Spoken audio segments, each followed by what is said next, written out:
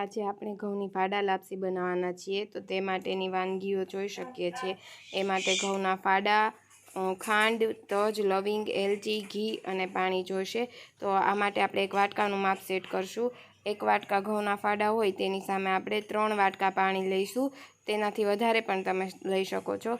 થોડું તજ, એક તજનો ટુકડો, લવિંગ અને 5 થી 6 ચમચી ઘી અને જે વાટકાનું માપ હોય એ પ્રમાણે આપણે ખાંડ લઈશું। સૌથી પહેલાં આપણે કુકરમાં ઘી મૂકી દીધું છે, તેમાં તજ, લવિંગ અને એલચી નાખી દીધી છે। તમે તમારા ટેસ્ટ પ્રમાણે કોઈ પણ વસ્તુ એવોઇડ કરી શકો છો।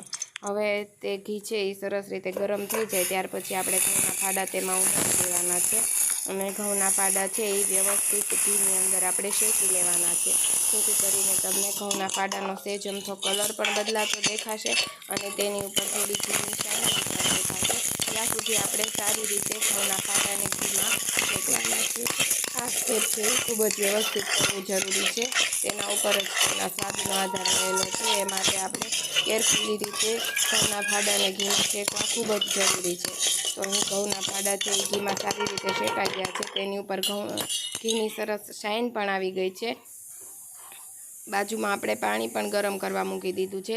આપણે 3 વાટકાથી સહેજ ઉપર પાણી લીધેલું છે અને ગરમ પાણી થઈ જાય પછી તેને વ્યવસ્થિત રીતે દાજી ન જવાય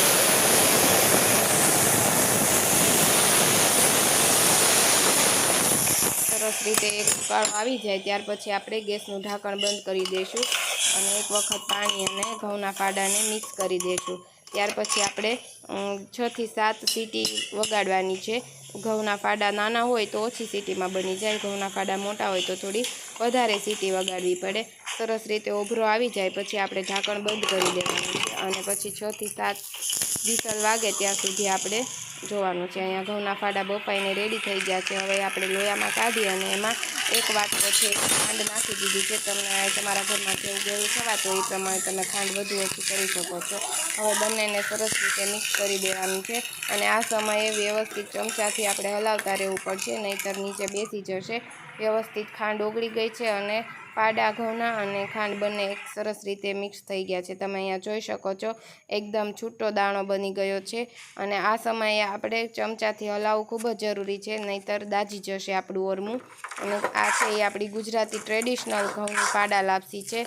પ્લીઝ ચેનલને સબસ્ક્રાઈબ કરજો। અહીંયા આપણા ફાડા લાપસી તૈયાર છે। તમે એને ગાર્નિશ કરી શકો છો, એ માટે મેં ટોપરાનું છીણ નાખેલું છે। કાજુ બદામનો ભૂકો પણ તમે નાખી શકો છો, પણ મને ટેસ્ટમાં નથી ભાવતો એટલે મેં એ એવોઇડ કરેલો છે। તમારા ટેસ્ટ પ્રમાણે તમે એને અલગ અલગ રીતે ગાર્નિશ કરી અને આ માપ પ્રમાણે તમે ઘરમાં લગભગ 4 જણાને માટે બનાવી શકો છો। તો તમને કેવી લાગી કમેન્ટમાં જરૂર બતાવજો। Thank you guys.